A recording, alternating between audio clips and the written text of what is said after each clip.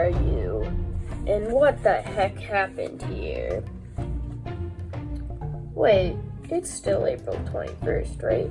The last Yowtim video, yeah, I pronounced that right, Yowtim, was yesterday, right? You're still here? Alright, let me look at my calendar. Wow, I can't believe it. My calendar still thinks it's April Fool's. What a prankster. Because get this. It says it's June 25th, not April 21st.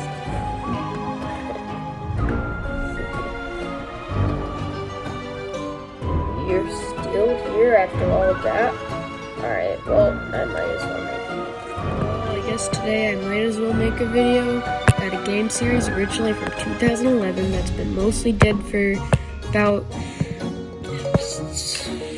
I'd say about 27 years. Hey, I never said I'd be good at math. Oh yeah, the thing I'm talking about is called Landskyers. Yep. Wait, hold on, let me try again. Sky Seers.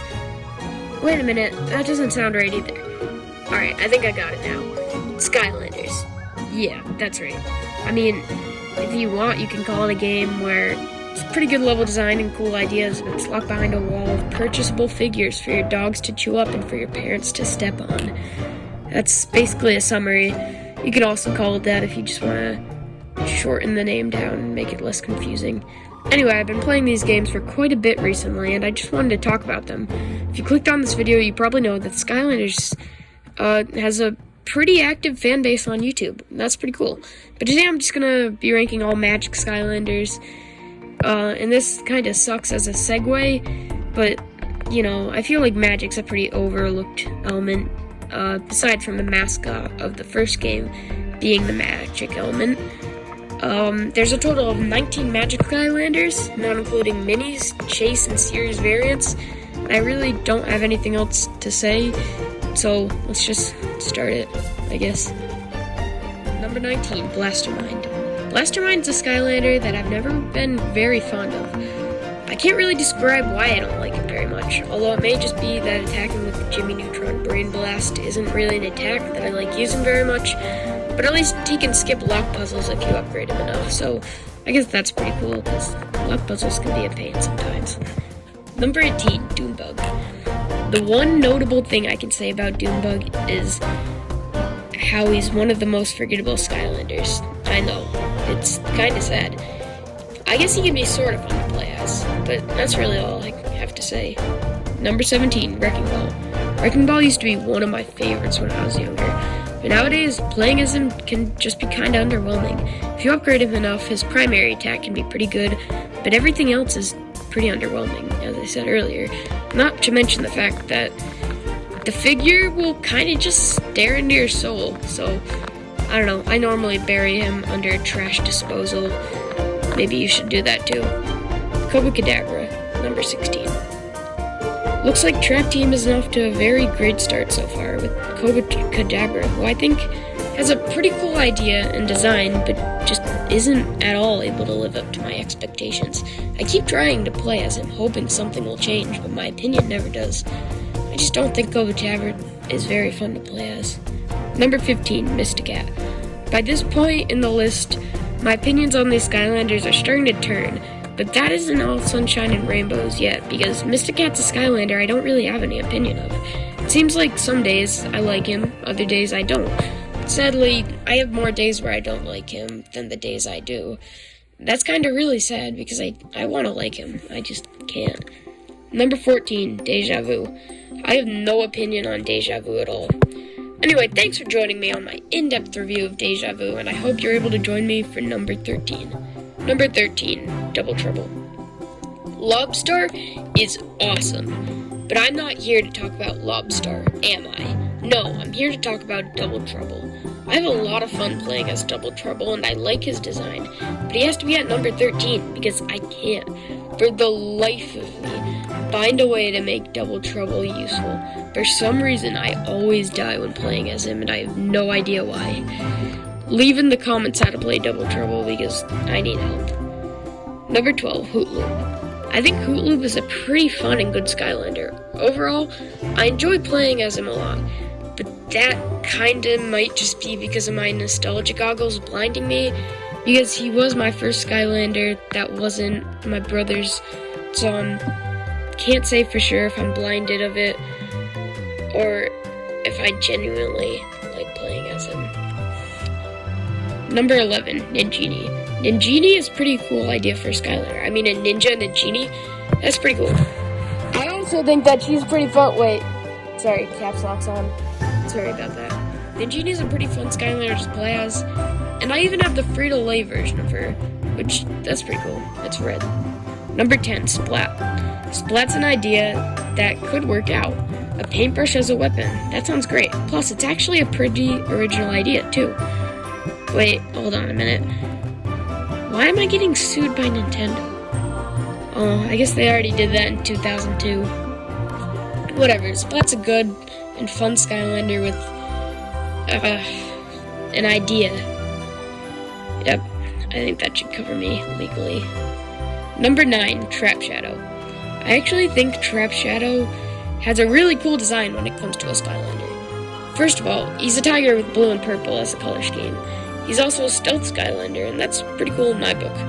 Oh yeah, he's also fun, I guess. But have you seen how he's shushing somebody in the figure? I mean, how cool is that? He's like telling them not to make any noise because he's sneaking through everywhere. That's awesome. Trap Shadow's awesome. Great, Enigma. Well, that's the last of Trap Team. And what a way to end it. Enigma has to be one of the coolest designed and just in general Skylanders out there. And not to mention how he is in gameplay. It seems like there's no stopping him. I mean, he's basically see-through on the bottom part of him, but then his cloak starts to be more visible and visible as it goes up. It's pretty cool. Number 7, Buckshot.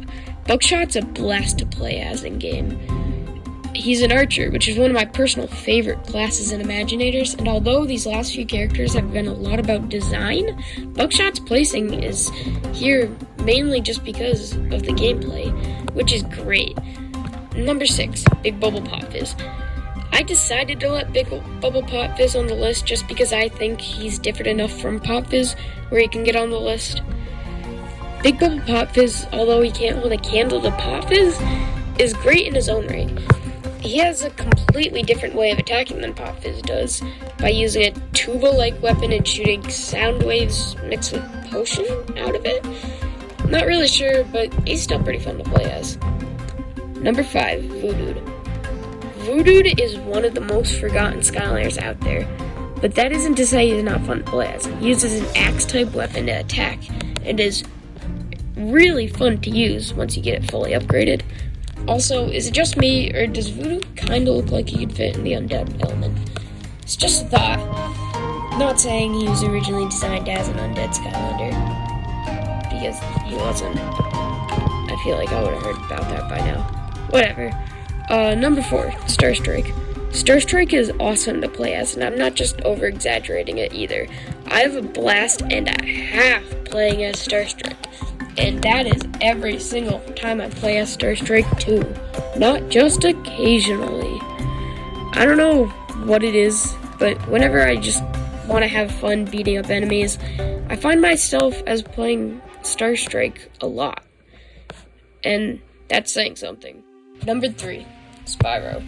Spyro, one of the most iconic characters and one of the most controversial as well. Spyro's the mascot of the first Skylanders game, and maybe even the series. I mean, he was the main character of Skylanders Academy, which I definitely think you should watch. It's on Netflix now. And although 87% of why he's here is because of how iconic he is, he's still a pretty fun Skylander to play as. He is meant to be one of the first Skylanders people play as, so his moveset can be a little simplistic, but that doesn't mean he isn't fun to play as. He's also kinda just designed like Spyro in his first 3 games.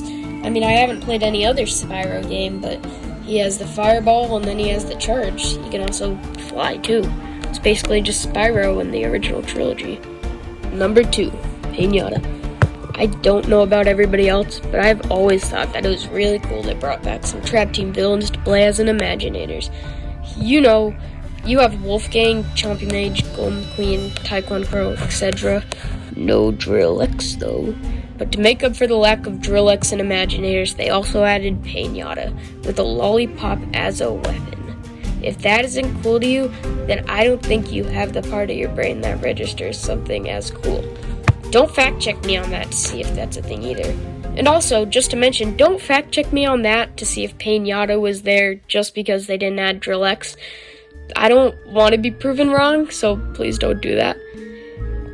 Point is, Pinata is a fun, cool inclusion that they added to Imaginators. And that's always a good in my book. Number 1, Pop Fizz.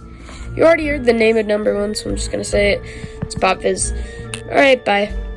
But in all seriousness, Pop Fizz is probably the second most recognizable Magic Skylander beside from Spyro, and that's for a good reason too. Pop Fizz is awesome. First of all, he uses potions to attack, which is already pretty cool. But if you upgrade him enough, he can change those potions by shaking them so they can do a bunch of different things. And then you can do different things with those different type of potions by throwing them at the little potions he can make. And that isn't even to mention by drinking a potion, he can go into beast mode for a certain amount of time, and that's awesome. I think it's safe to say that Pop Fizz is my personal favorite Magic Element Skylander, even if it gets some controversy. Well, the video's done. Turns out, it is actually June 25th at the time of writing the script. So that's, it's kinda awkward. Sorry about that. Bye. You can go now. See you later. Alright, the video's gonna end now. I'm gonna go back to reading my book.